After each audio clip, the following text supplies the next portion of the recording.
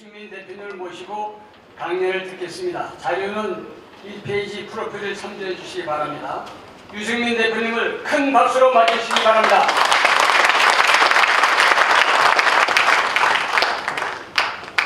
예, 여러분 반갑습니다. 유승민입니다. 저는 지금은 바른미래당 공동대표를 맡고 있습니다. 오늘 아침에 이렇게 35대 회장단이 처음 시작하는데 저를 첫 연사로 불러주셔서 진심으로 감사드리고 영광입니다. 정말 고경 아카데미 대단하십니다. 아침부터 거의 현금이 오가고 보통 이 모임을 하시면 아침부터 먼저 드시고 강의를 한다고 들었습니다만 오늘이 2월 28일 228 민주화운동 국가기념일입니다. 국가기념일이 처음 된 날이라서 문재인 대통령께서 대구에 꼭 오시겠다고 그래서 저도 시간 맞춰서 가능하고 제가 조금 일찍 말씀을 드리고 일찍 떠남을 양해해 주시길 바랍니다. 228 민주화운동은 3.15 마산 의거로 연결이 되고 4.19 혁명으로 연결이 된 대구에서 고등학교 학생들의 아주 민주화 운동이었습니다. 아침에 성수대교 지나서 경동시장 지나서 오면서 마음이 굉장히 편했습니다. 제가 젊을 때 맨날 출퇴근하던 길이었고 아까 권수영 원장님 말씀하신 대로 여기 홍릉에서 젊은 시절을 보내서 이 고대 부근에만 오면 마음이 푸근합니다. 저희 아버지도 돌아가신 아버지도 고대를 나오셨습니다만 저는 불행하게도 고대를 못 나왔습니다만 예, 고대 앞에 오면 여기 고대 경희대 또 외대 부근에 오면 젊을 때 늘 이 동네에서 집에 있는 시간보다 이 동네에 있는 시간이 훨씬 많은 그런 시절을 보내서 마음이 참 푸근하고 좋았습니다. 그러면서 아침에 미세먼지가 오늘 또 대단히 심한 걸 보고 제가 오늘 굉장히 도발적인 질문을 가지고 말씀을 드립니다만 이 미세먼지 여기에 도대체 이게 문제 해결은 되겠는가? 중국이란 저 나라를 끼고 이래 살면서 우리 서울의 미세먼지가 언젠가 해결은 되겠는가?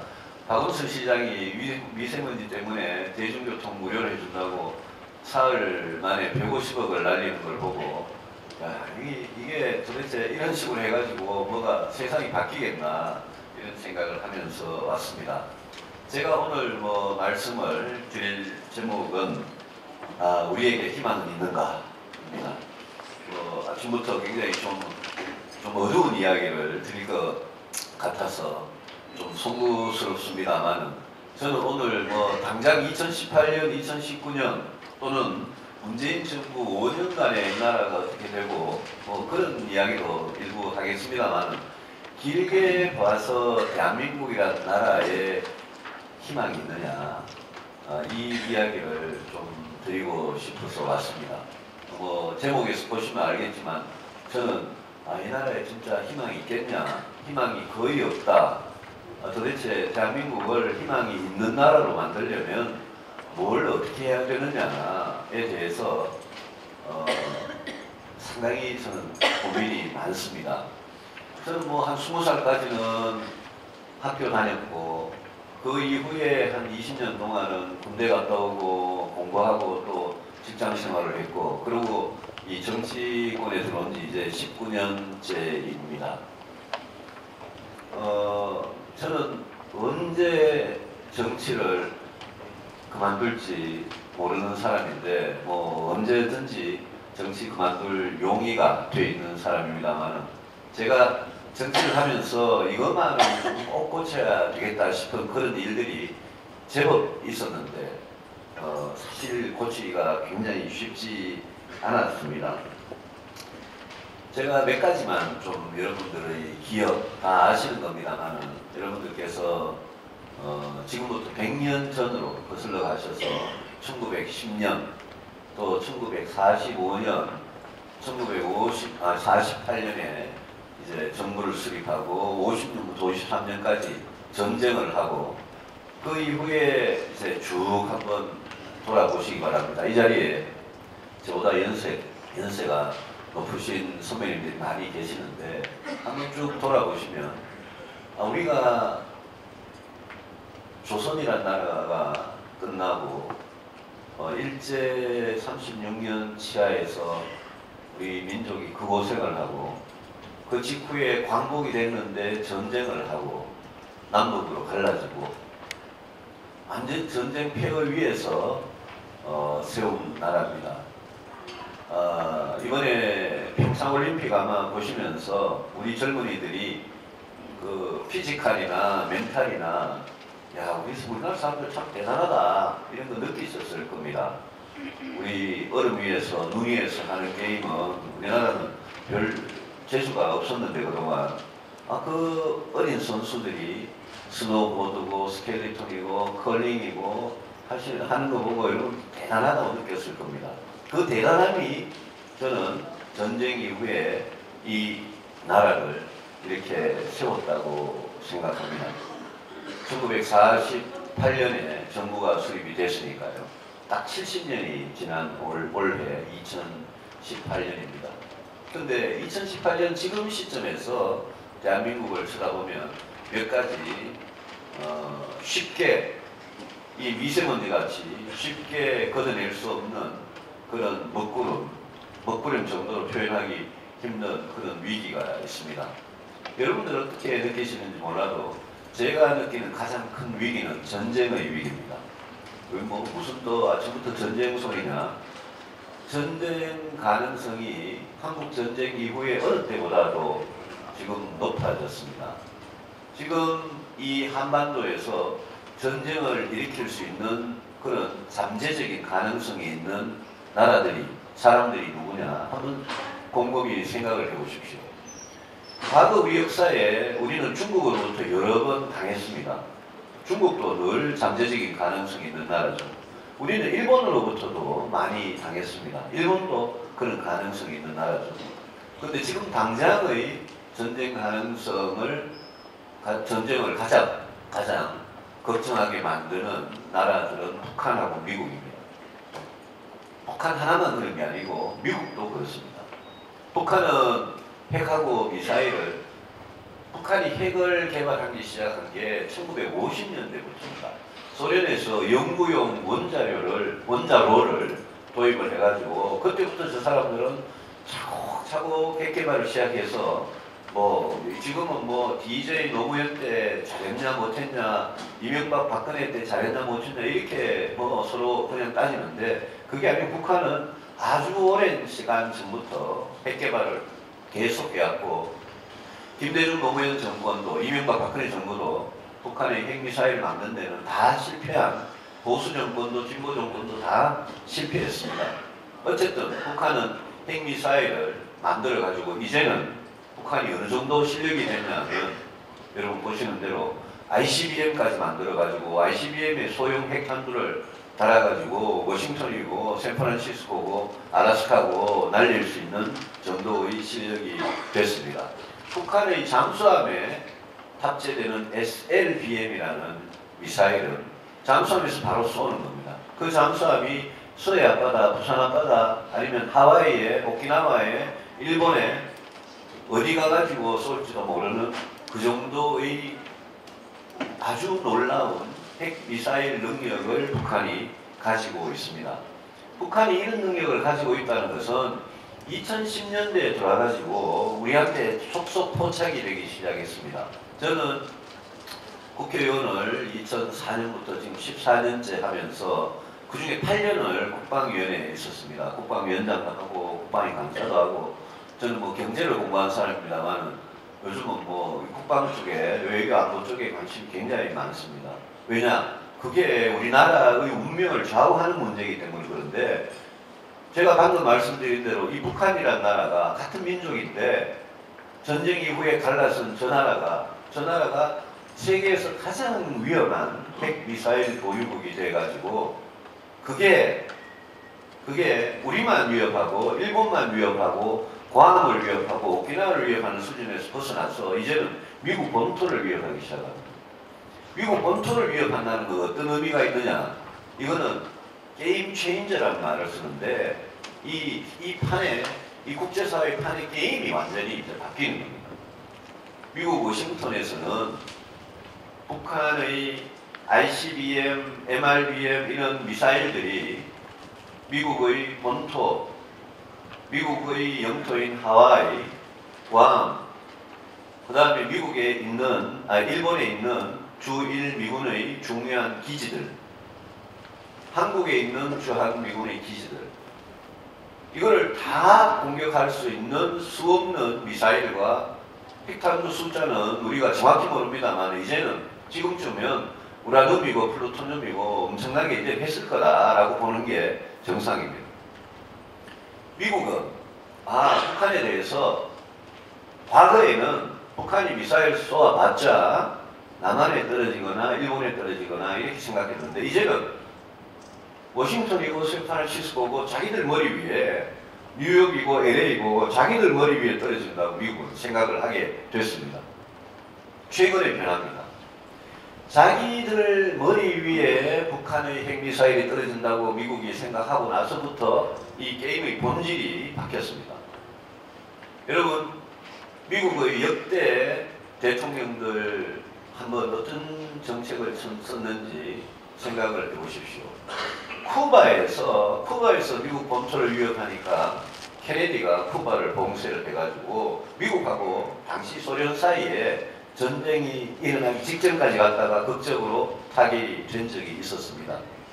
북한의 경우에는 과거에 미국 사람들은 저 멀리 극동아시아에 있는 조그만한 국가, 핵을 개발하기는 개발하지만 또 과거 전쟁을 했지만 그렇지만 감히 미국 본토를 공격하리라고는 상상도 못하는, 미국은 한 번도 본토를 공격당해 본 적이 없는 나라고, 미국은 2차 세계대전 이후에 지구상에서 전쟁을 가장 많이 한 나라입니다. 아직도 6군데 지역에서 전쟁을 하고 있는 나라입니다. 미국은.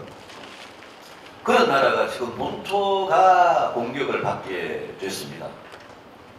그런데 트럼프 직전에 오바마 대통령, 그 전에 클린턴과 부시 대통령 각각 8년씩 했습니다. 그러니까 클린턴, 부시, 오바마가 각각 8년씩 해서 24년을 했는데 이 24년 동안 미국은 북핵 문제에 대해서 그냥 좀 골치 아픈 문제 이래가지고 전략적 인내 이러고 그냥 내버려뒀습니다. 부시가 북한을 악의 축이라고 이야기했지만 그냥 내버려뒀습니다. 그런데 미국에 이번에 아주 독특한 대통령이 당선이 됐습니다. 트럼프라는 사람. 기업하는 사람. 아주 독특하고 아주 백인표로 당선된 사람이고 아시아계나 멕시코계나 이런 소수 이민들 아주 무시하고 이런 사람인데 이 사람이 맨날 이야기하는 게 아메리카 퍼스트입니다. 미국 무조건 우선이다. 이 사람이, 이 트럼프 대통령이 이 북핵 문제를 다뤄야 되는 대통령이 됐습니다. 여러분, 트럼프 대통령 입에서 군사 옵션이라는 말이 나오고 제한적 타격이라는 말이 나오고 선제 타격, 예방 타격이라는 말이 나오는 거를 그냥 뭐 말로 쓰겠지 저러다 비즈니스 한 사람이니까 저러다가 그냥 어느 순간 돌아서 가지고 서로 쓱싹 그냥 타격하고 치우겠지. 그럴 가능성이 물론 높습니다. 그렇지만 그렇지 않을 가능성도 상당히 있습니다. 그래서 한반도가 우리가 지금 전쟁이 끝난 지 1953년에 전쟁이 끝난 지 지금 이제 65년이 됐는데 우리가 전쟁 걱정을 해야 되는 이유가 이제는 옛날에는 북한만 쳐다보고 있었는데 지금은 두 가지로 는 겁니다. 하나는 김정은이 일으킬지 모르는 전쟁, 김정은이 시작할지 모르는 전쟁, 그게 하나고요. 또 하나의 전쟁 걱정은 트럼프가 미군이 일으킬지 모르는 전쟁. 그 두 가지 가능성에 대해서 그러면 우리 대한민국이 여러분 여기서 아마 전쟁을 원하는 분들은 아무도 없을 겁니다. 그런데 그렇다고 해가지고 북한의 핵미사일을 우리 머리 위에 이고 살 수는 없습니다. 그거는 영원히 핵의 인질이 돼가지고 북한이 노예가 되는 길로 가는 길입니다. 그래서 우리 목표는 두 가지인데 하나는 전쟁을 막고 또 하나는 북한의 핵미사일을 제거한 그래야 진정한 평화가 오기 때문에 이 두 개를 어떻게 해결을 하느냐. 대한민국 문재인 대통령을 포함해서 더불어민주당 이 정부 사람들, 저희들 같은 야당, 대한민국 정치권 전체가 이 문제를 해결할 능력이 있는 사람들이냐. 굉장히 심각한 문제입니다. 능력이 별로 없어 보입니다. 그 안보 이 문제 어떻게 해결할 거냐. 우리 문재인 대통령하고 문재인 대통령 가까운 사람들은 그분들 생각 중에 제가 진짜 잘못됐다고 생각하는 것은 북한의 핵미사일은 미국을 겨냥한 것이고 같은 동포인 남한을 겨냥한 것이 아니다. 그 사람들은 같은 민족끼리 설마 우리한테 핵공격을 하겠느냐. 그래서 이거는 철저하게 북한과 미국 사이의 문제고 북한과 미국이 알아서 해결할 문제다라는 인식이 문재인 대통령, 그 주변에 386 참모들, 운동권 출신의 참모들, 그 주변에 문재인 대통령과 이런 성함이 비슷한 문정인 특보, 이런 지금 서훈 국정원장, 이런 사람들 머리에 꽉 박힌 생각이 그런 겁니다. 저 핵무기로 우리 공격하려는 게 아니고 저거는 일본이나 미국을 공격하려는 핵무기다. 만약 그 말이 맞다면 이 정부가 하는 일이 다 맞습니다. 만약 그 말이 맞다면 북한의 핵무기는 우리는 절대 공격할 거 아니니까 우리는 그냥 미국하고 일본한테 북한하고 제발 좀 잘 지내라. 대화 조성하고 이렇게 해가지고 북미 대화하는 게 소위 말하는 그런 겁니다. 둘이 좀 제발 대화해가지고 이 문제 좀 평화롭게 해결해라 라는 겁니다. 근데 저는 그 정제가 맞았다고 이야기할 수가 없습니다.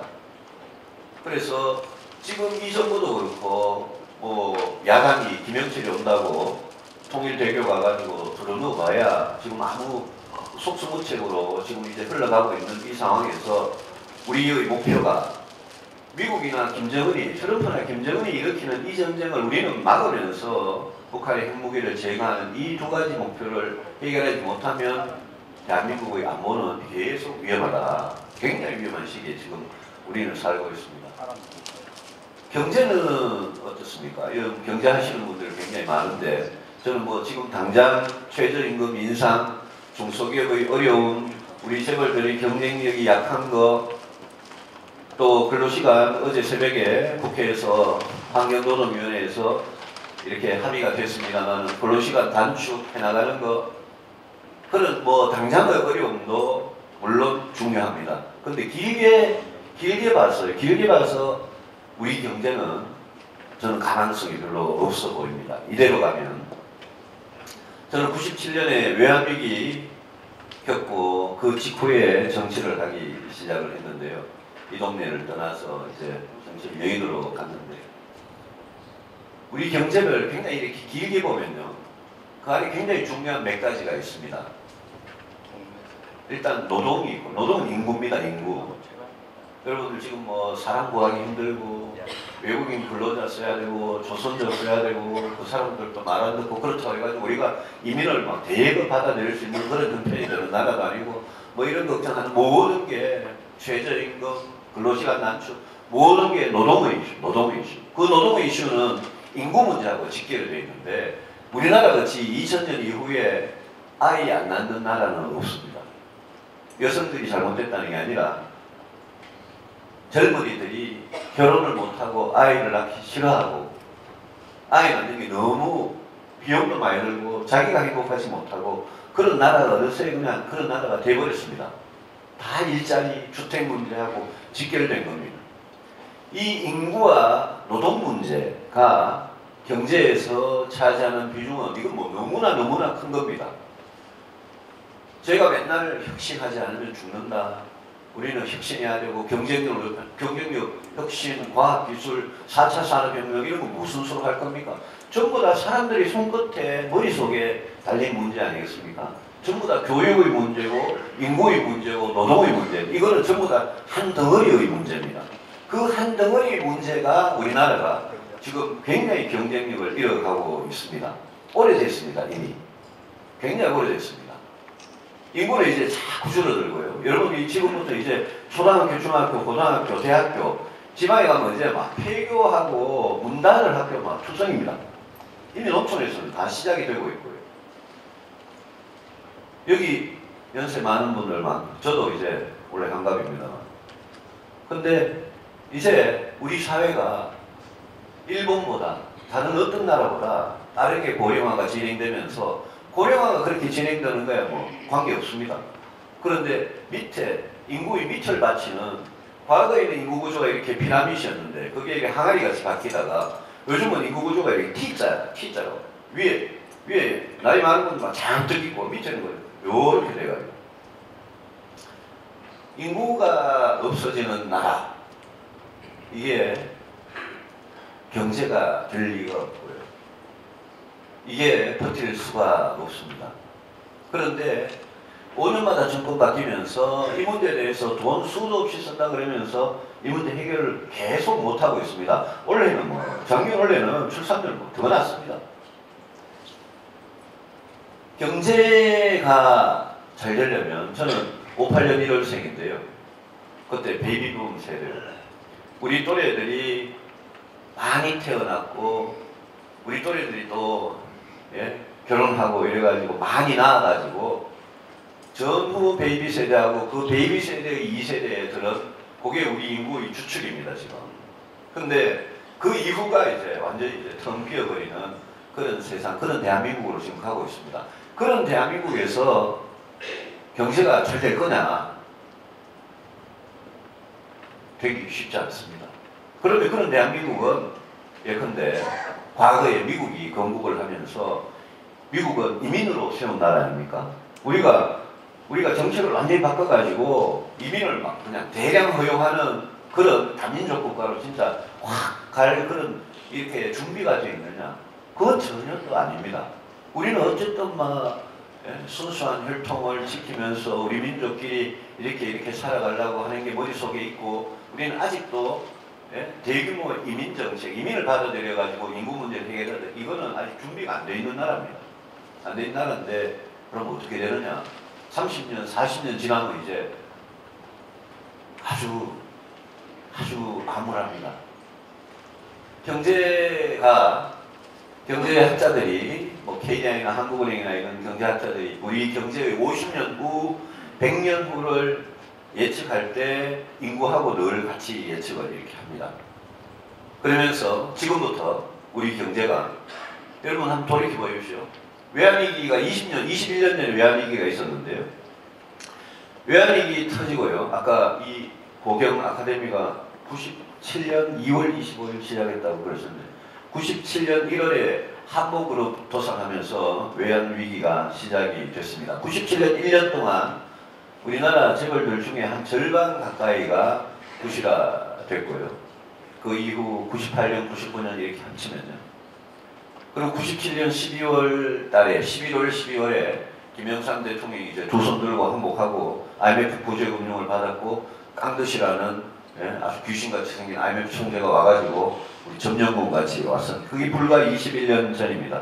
그 이후에 우리나라 대기업들이든 중소기업들이든 우리나라 뭐 정치든 전부 다 97년에 그렇게 당하고 나서 진짜 정신 차리고 우리나라의 경쟁력을 높이려는 그런 노력을 했어야 되는데 그거 못하고 지난 20년 흘러오면서 김대중 대통령 때는 IMF 직후인데 물론 뭐 통계상의 기저효과 이런 게 있었지만 김대중 대통령 때는 5년 동안 5%대 노무현 대통령 때는 4% 이명박 대통령 때는 3% 박근혜 대통령 때는 2%대 성장을 했습니다. 저희들이 야당 때 한나라당, 새누리당 할 때 맨날 티셔츠 입고 다니면서 여는 경제 살리는 한나라당 이랬는데 보수가 경제 살린다는 거 그건 이제 거짓말이 됐습니다. 왜? 이명박 박근혜 9년 동안 DJ 노무현 때보다 성적이 못하거든요. 보수가 안보 살린다는 것도 그것도 거짓말이 됐습니다. 왜? 이명박 박근혜 대통령 9년 동안 핵미사일 실험 엄청 하고 그거 못 막았거든요.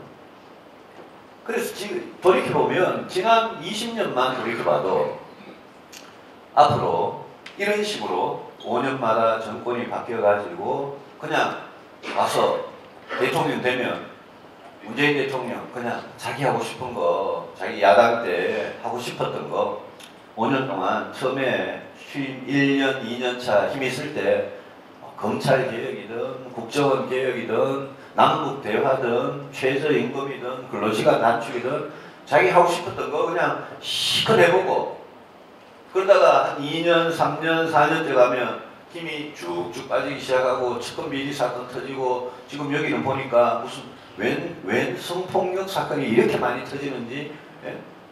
이렇게 터지면서 뭔가 사건이 터져가지고 힘은 쭉쭉 빠지면서 3년째, 4년차, 5년차 가면서 대통령 힘 다 빠지고 뭐 하고 싶어도 이제 못하는 그런 단계로 가버리고 이거를 우리가 1987년에 개헌한 이후에 지금 7번째 대통령인데 그러니까 5, 6, 30에 31년째인데 31년째 우리 대한민국이 이렇게 5년마다 정권 바뀌어가지고 나라를 이렇게 몰고 갔다가 저렇게 몰고 갔다가 계속 31년째 실험만 하면서 그 가운데 안보도 해결 못했고 경제도 해결 못했고 그렇다고 해가지고 복지나 노동이나 교육이나 이런 게 잘 해결됐느냐 해결이 안 됐습니다. 저도 책임이 굉장히 큰 사람이 제가 19년째 지금 정치를 하고 있기 때문에 제가 야당을 절반을 했고 여당을 절반을 했습니다. 저도 책임이 굉장히 큰 사람이 아침부터 와가지고 이런 소리 드리는 이유가 이대로 가면 정말 어렵습니다. 정치가 제일 잘못한 거 맞습니다.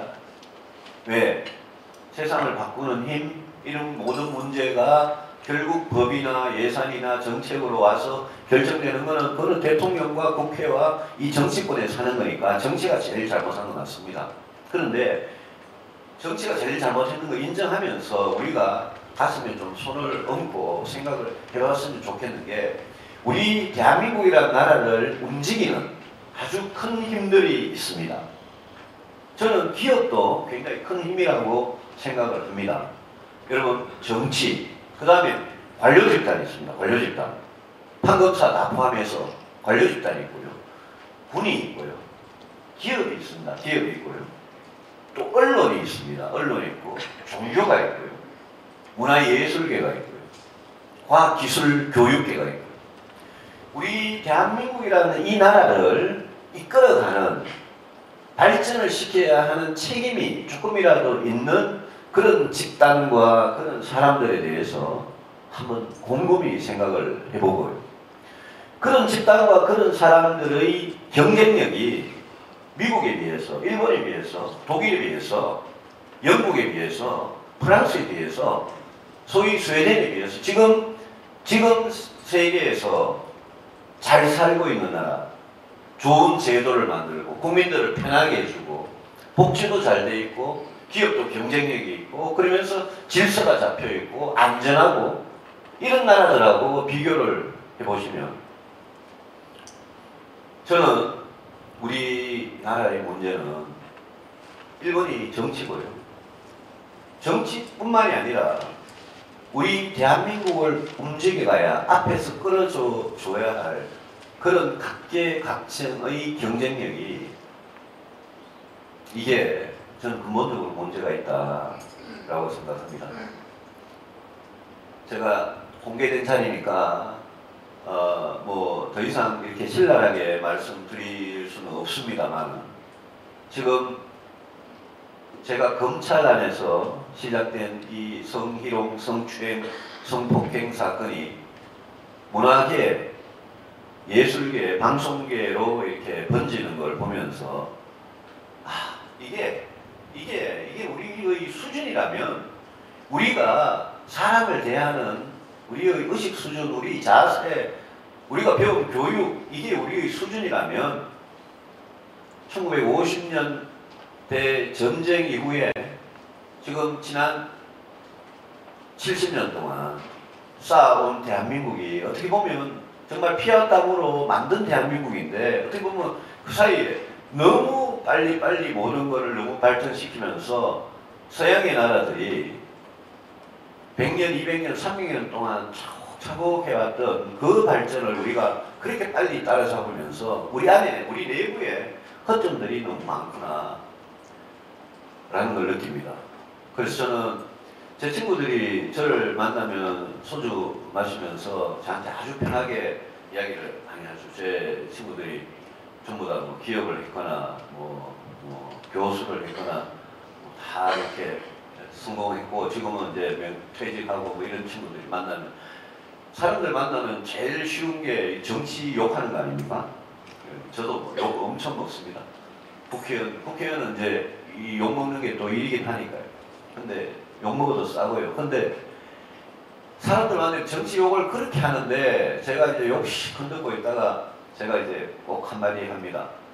야, 자네같이 이제 애도 다 키우고 먹고 살 것도 있고 자네같이 그렇게 비판의식이 투철하고 그런 사람이 제발 지금 정치 좀 해라. 정치 좀 욕만 하지 말고, 그렇게 문제의식이 많고 우리나라가 갈 길에 대해서 비판의식이 많은 사람이 제발 좀 정치 좀 해라 라고 제가 이제 꼭 친한 사람한테 그렇게 이야기하는데, 우리 정치가 결국은 이런 모든 것을 해결해야 하는 책임이 있는 그런 기능을 하는 게 정치인데, 저는 아까 제가 경제하고 안보 이야기를 했습니다만은 이대로 가면 진짜 앞이 캄캄한데 어떻게든 이 무슨 카운트다운이 되듯이 5, 4, 3, 2에 언젠가는 1, 언젠가는 0, 언젠가는 마이너스로 가는 이 경제를 다시 이렇게 일으켜 세울 그 동력을 어딘가에서는 찾아야 되는데, 이 불모지에서 의성의 그 소녀들이 컬링을 해가지고 저렇게 이기는 저 힘과 저 정신이 있는 대단한 국민들인데, 우리는 그걸 어떻게 꿰어서 경제도 다시 일으키고 사회의 전반적으로 질서도 다시 잡아가고 그런 필요한 개혁을 어떻게 하느냐, 어떻게 우리가 미국하고 중국 사이에서, 일본하고 중국 사이에서 저 흉악한 북한을 머리에 두고 우리가 어떻게 우리 국민들을 안전하게 지킬 수 있느냐, 그런 외교 안보를 어떻게 하느냐. 과거 우리 보수 정당은 우리가 그거 잘한다라고 국민들한테 이야기를 하면서 늘 선거를 해왔습니다. 국민들께서도 그렇게 믿어주신 적이 있었습니다. 보수는 그래도 경제를 성장시키고 안보를 지키는 것은 역시 보수지, 이렇게 믿어준 적이 있었습니다. 근데 2007년에 정권 교체하고 이명박 박근혜 9년 하면서 이제 보수가 안보 잘 지키고 경제 성장 잘한다, 이 말을 이제는 저희들이 어디 가서 부끄러워서 못하겠습니다. 그렇다고 해서 제가 문재인 정부나 저 진보 세력들이 안보나 경제 성장을 지킬 수 있다고 말씀드리는 건 절대 아닙니다. 굉장히 위험하고 불안하게 생각합니다. 저 사람들은 맡겨놓으면 큰일 난다고 생각합니다. 그래서 저는 좀 그런 생각을 해봅니다. 저도 이제 제가 이제 개혁 보수라고 늘 이야기를 하는 거는 이 한국의 보수를 완전히 좀 뜯어고치자. 보수는 스스로 진보가 잘해서 망한 게 아니라 보수는 스스로 잘못해가지고 스스로 망해가지고 문재인 정부한테 스스로 정권을 넘겨줬기 때문에 보수는 어지간히 변화하지 않으면 안 된다. 그래서 제가 늘 개혁보수라고 이야기하는 건 안보 경제에서 유능하고 그러면서 우리 공동체를 따뜻하게 만들어갈 수 있는, 양극화 불평등을 시정할 수 있는 그런 보수를 하자라고 저는 이야기를 했는데, 저는 우리나라 보수가 그렇게 좀 바뀌기를 정말 절실하게 바라는 사람입니다. 여기 우리 홍준표 대표가 고대 출신이라서 고대형 제가 늘 말조심합니다만, 홍준표가 이끄는 자유한국당이 언젠가 그런 진짜 이런 각성과 이런 변화를 진짜 하게 되기를 바라고, 자유한국당이 그렇게 진정한 보수의 성찰과 보수의 반성, 그러면서 지금 대한민국이 당면한 이 여러 가지 복합적인 이중 삼중의 이 절대절명의 위기를 인식하고 그거를 해결하고 극복해 나갈 주체적인 세력으로서 다시 보수를 자리매김한다면, 그런 노력을 한다면, 저는 뭐 바른미래당이라는 게 이게 달리 따로 뭐 그렇게 있을 이유가 없는 사람들입니다. 왜냐하면 제가 보수를 그렇게 바꾸겠다고 지금 이 작은 정당에서 그러고 있기 때문에요. 자유한국당이라는 큰 세력이 그렇게 해줬으면 좋겠고요. 더불어민주당 저 사람들도, 정의당 저 사람들도 진보라는 분들이 옛날에 우리 운동권에 PD라는 거하고 NL이라는 게 있었는데, PD는 다 이 사회민주주의 사람들이고 NL이라는 사람들이, 이 사람들이 지금 다 잡고 있는데, 이 NL 세력들이 맨날 그 주체사상, 그 다음에 북한에 대해서 흐물흐물하고, 북한하고 민족끼리 대화만 이야기하고, 북한의 위험에 대해서는 이야기하지 않고, 한미동맹에 대해서는 굉장히 위험한 생각을 갖고 있고, 이런 사람들인데, 저 사람들도 진짜 이 대한민국이 처한 이 문제를 바로 눈앞에 두고 이 문제를 진짜 해결할 수 있는 세력으로, 그런 진보 세력으로 좀 거듭났으면 좋겠습니다. 그래서 제가 보면 이 정치가 7번째 87년 헌법 이후에 7번째 대통령을 맞으면서 왜 우리는 이렇게 경제고 안보고 사회 정의고 이런 문제에 있어서 왜 이렇게 우리는 절망적인 상황에 처해 있느냐. 이걸 뚫고 가는 것은 너무너무나 힘든 건데 이걸 누가 뚫고 가겠느냐. 이 민주적인 선거 제도에서 우리 국민들한테 국회의원 뽑으라고, 대통령 뽑으라고, 시장 도지사 뽑으라고 다 이제 투표권을 드렸는데, 우리는 매번 투표하면서 왜 우리는 이렇게 낡고 무패하고 시대착오적이고, 왜 앞을 문제를 해결하는 그런 정치 세력, 정치인을 우리는 못 가지느냐. 그래서 여러분들께서 만약 머릿속에 그 박정희 때가 제일 좋았다. 그때 독재를 했지만, 군사 독재를 했지만 그때 우리나라가 그래도 그 덕분에 먹고 산다.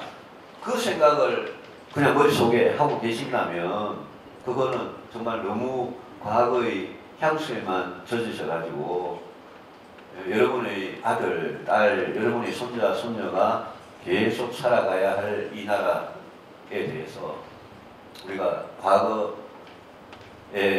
과거의 성공에 지금 집착할 게 아니라 이제는 앞으로 어떻게 할지에 대해서 꼭 좀 새로운 뭔가 힘이 나왔으면 좋겠다 이런 말씀 드리고, 저는 정치를 하는 동안은, 제가 언제 정치를 그만둘지 몰라도 정치를 하는 동안은 저는 처음부터 태생적으로 보수였고, 저는 보수의 잘못에 대해서 반성을 하는 사람이고, 보수가 앞으로 바뀌면 대한민국이 바뀐다라고 생각하는 사람으로서 저는 제 영역에서 하겠습니다만, 앞으로 우리 정치에 정말 이번에 평창에서 봤던 그 젊은 힘, 그런 분들이 정치에도 들어오고 또 우리 기업계에도 그런 분들이 들어오기를 저는 바랍니다.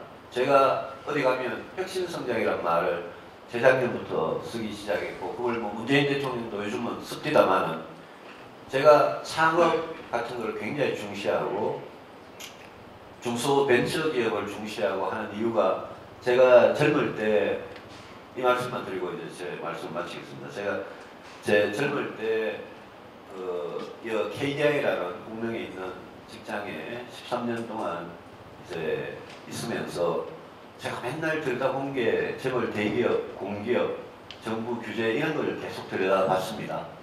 그리고 그 개혁을 어떻게 하느냐 가지고 제가 늘 젊은 시절을 보냈습니다만, 제가 우리나라 지금 제가 재벌이란 말을 함부로 쓰는 이유가, 우리나라 대기업들은 진짜 아직도 그 재벌에서 벗어나지 못했고요. 97년, 98년, 99년에 30대 재벌 중에 절반이 망하는 그 어려움을 겪고 나서도 지난 20년 동안 반성 못하고 경쟁력을 못 일으킨 게 우리 재벌의 현주소고, 저는 그게 지금 전자, 자동차, 조선 이런 데서 나타나고 있다고 저는 생각을 하는 사람입니다.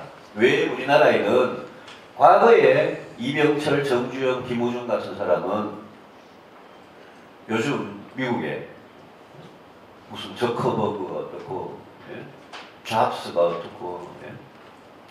미국과 중국에는 우리가 가졌던 그런 앙트르프레뉴어, 그런 기업가들이 계속 생겨나고, 지금 미국의 동부와 서부, 중국의 동부에 가면 계속 그런 기업가들이 생겨나는데, 아마존은 누가 만들고, 중국의 알리바바, 텐센트는 누가 하고, 보시면 창업해서 성공한 그 사람들이 중국하고 미국을 먹여 살리는데, 우리는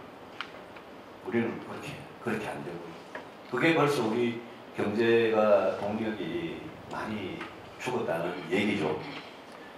그래서 과감한, 저는 좀 과감하게, 예? 정치고 경제고 뭐 저를 포함해서요, 과감하게 좀 이렇게 세대 교체가 됐으면 좋겠고요. 믿을 거는 저는 지금 젊은 세대, 또 우리 시민의식 밖에 없다고 생각하고요. 저는 촛불 시위 같은 걸 보면서, 물론 나중에는 그게 상당히 변질이 됐습니다만, 초기에 건전한 그냥 시민들이 나와서 이 국가 권력의 잘못에 저항을 평화적으로 저항하는 그런 모습을 보면서, 아, 저거는 저 힘은 대한민국의 힘이다라고 생각을 했는데, 저는 그런 힘들이 우리 사회의 도처에서, 기업에서, 정치에서, 교육, 과학기술에서, 언론에서, 종교에서 진짜 개혁을 해서 제대로 해보겠다는 그런 정신과 그런 의지와 그런 능력을 가진 그런 힘들이 제발 좀 이렇게 출연하기를 바라고, 저희들이 할 일은 그런 사람들한테 기회를 드리고 길을 열어주는 거 아니겠느냐, 그런 생각을 합니다. 같이 하면서 아침부터 와서 너무 무거운 말씀을 드려서 송구합니다만, 다시 여의도로 돌아가서 저는 뭐 여의도 정치가, 우리 정치가 정말 잘 되도록 하는 게 저희 책임이고, 돌아가서 저는 열심히 하겠습니다. 이 자리에 기업을 하시거나 또 다른 중요한 그런 역할을 하시는 분들 굉장히 많으신데, 저는 한번 좀 이 시점에서 호흡을 이렇게 길게 보고, 이게 뭐 당장 올해 내년에 문제가 아니라 수십 년, 100년 이렇게 길게 보면서 좀 이 나라가 다시 힘차게 이렇게 뛰고 발전하고, 인구도 늘어나고, 기업도 잘 되고, 경제도 다시 잘 되고, 안보가 튼튼해지고, 그러면서 어려운 이웃들한테 우리가 같이 나눠줄 수 있는 그런 나라로 돌아가기를 바라면서, 여러분들께서도, 우리 고경 아카데미 회원 여러분들께서도 그런 역할을 꼭 좀 해주시기를 당부 말씀을 드립니다. 회장님, 제가 첫 시간이 이제 돼가지고, 예, 여기에서 말씀을 마치고, 예, 저 때문에 굉장히 너무 신앙하셨을 것 같은데, 예, 아침 맛있게 드시고, 예, 우리 고경 아카데미, 예, 김홍래 회장님과 35대 회장님들께서, 또 우리 권수영 교수님과 학장님과 고경 아카데미 크게 발전하기를 바라고, 또 우리 사회에서 좋은 역할, 중요한 역할 많이 해주시기를 바랍니다. 여러분 경청해 주셔서 고맙습니다. 네, 좋은 말씀 감사합니다.